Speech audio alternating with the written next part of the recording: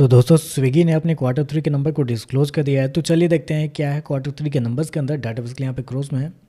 तो देखिए पिछले क्वार्टर में कंपनी 5,561 करोड़ का रेवेन्यू जनरेट की थी ऑपरेशन के थ्रू। पिछले साल 3,993 करोड़ के आसपास, जबकि अभी देखें तो बढ़ के 6,148 करोड़ आपको जाता हुआ देखने को मिला। तो साल दर साल जाते हैं तो साल दर साल कंपनी के रेवेन्यू के अंदर तेजी आपको देखने को मिली। लगभग बोल सकते हैं आप 54% के आसपास का जंप है कंपनी के रेवेन्यू के अंदर साल दर साल। जबकि क्वार्टरली बेस पे जाते हैं तो क्वार्टरली बेस पे भी कंपनी के रेवेन्यू के अंदर तेजी आपको देखने को मिल रही है।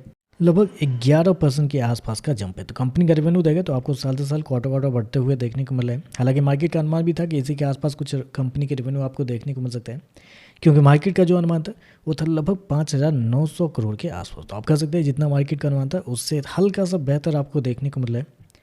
खर्चे की बात करते हैं तो देखिए पिछले क्वार्टर में कंपनी 6,711 करोड़ खर्च किए थे। पिछले साल 4,898 करोड़। अभी देखें तो कंपनी का 7,298 करोड़ आपको जाता हुआ देखने को मिला। तो खर्चे भी देखें तो खर्चे भी कंपनी के बढ़ते हुए देखने को मिल रहे हैं।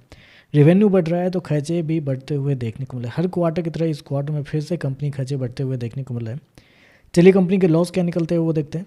तो देखिए पिछले क्वार्टर में कंपनी 1,092 करोड़ के घाटे में थी। पिछले साल 800 करोड़ के आसपास, जबकि अभी देखें तो बढ़ के 1,065 करोड़ आपको जाता हुआ देखने को मिला। तो कंपनी के जो लॉस है वो आप अगर देखते हैं तो साल दर साल आपको बढ़ते हुए देखने को मिला। जबकि क्वार्टरली बेस पे जाते हैं तो यहाँ पे हल्का सा कम होता हुआ देखने को मिला। तो क्वार्टरली बेस पे कम हुआ है, लेकिन साल दर साल जाते हैं तो एक अच्छा खासा जंप कंपनी के लॉस के अंदर देखने को मिला है। कंपनी ने शो किया 1,065 करोड़ का लॉस इस क्वार्टर में, जबकि मार्केट का जो अनुमान था वो था लगभग 800 करोड़ से लेकर 1,000 करोड़ के बीच में। तो मार्केट के अनुमान से ज़्यादा कंपनी के लॉस आपको देखने को मिल रहा है। तो आप कह सकते हैं रेवेन्यू कंपनी का एस्टीमेट से बेहतर है, लेकिन लॉस देखें तो एस्टीमेट से कमजोर आपको देखने को मिल रहा है।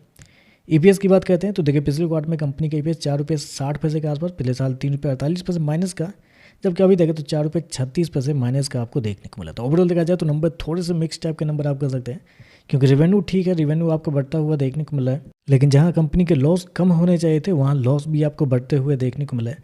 अब प्रॉब्लम क्या निकल कर कि ये सारी कंपनी है कुछ और कंपनी, मतलब स्विगी जोमेटो जो आप जिस चीज़ के लिए जानते हैं वो कंपनी कुछ और है, लेकिन इनका जो मेजर रेवेन्यू जो है वो एफएमसीजी बिजनेस से आ रहा है। मतलब इनके ब्लिंकिट से, जोमेटो का आता है ब्लिंकिट से, इनका इंस्टामार्ट से आ जाता है। तो मेन बिजनेस से कंपनी का उतना रेवेन्यू जनरेट नहीं होता है, जिससे कई ज़्यादा मतलब 60-70% इनके रेवेन्यू का योगदान कंपनी के एफएमसीजी बिजनेस से, और उसकी वजह से इन लोग को वैल्यूएशन मिलता हुआ देखने को मिल जाता है। और जहाँ पे मेन रेवेन्यू जो कंपनी का जनरेट होता है वहाँ पे कंपटीशन बहुत ज़्यादा है, इसकी वजह से कंपनी लॉस में देखने को मिल जाती है। तो इस बार भी देखें तो थोड़ा सा मिक्स नंबर है। बाकी देखते हैं मार्केट इस पर कैसे ये कहता है। वीडियो पसंद आया तो लाइक कीजिएगा, साथ में साथ चैनल को सब्सक्राइब जो कीजिएगा। धन्यवाद।